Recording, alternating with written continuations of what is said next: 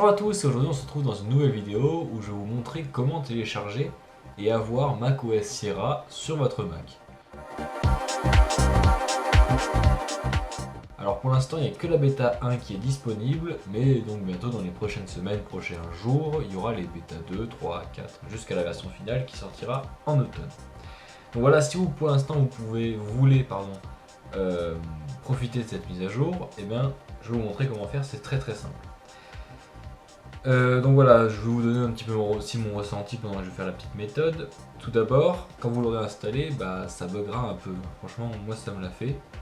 Ça sera pas totalement fluide, il y aura un petit peu des soucis. Mais voilà, après, au bout de quelques heures, quand vous redémarrez votre ordi, etc., vous faites marcher normalement, et ça va marcher correctement. Donc il faut un petit temps d'adaptation, on va dire, à l'ordinateur pour se mettre. Après, moi j'ai un MacBook Air, donc après si vous avez un iMac, un MacBook Pro, je pense que ça tournera mieux. Donc voilà. Donc voilà, on va se retrouver sur l'ordinateur. Et là, on va aller sur le lien que je vous mettrai dans la description. Donc c'est pour télécharger la version 1. Vous allez donc cliquer sur le lien, donc installer 10.12, donc Developer Preview. Ça va vous emmener sur un lien, vous allez cliquer sur télécharger. Donc voilà, la mise à jour se met en route. Par contre, elle fait 5 Go, donc ça va mettre vraiment longtemps. Moi j'ai déjà fait. Donc ce qu'on va faire, c'est que je vais aller voir le fichier qui s'est téléchargé. Donc on va aller dans le Finder et on va aller dans téléchargement.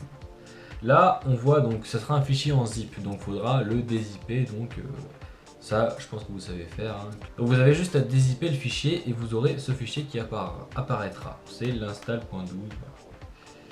Vous l'ouvrez et là, ça va vous lancer donc une page de Developer Preview, donc télécharger, mettre en route le système. Vous allez mettre suivant, accepter, accepter. Et là donc, vous allez avoir le disque. Voilà, moi je peux pas encore le faire, je l'ai déjà fait. Parce que là, il y a la mise à jour, je l'ai déjà mise. Mais en gros, voilà, il faut que vous ayez environ 12-13 Go disponibles sur votre disque dur pour pouvoir l'installer. Sinon, ça va pas être possible.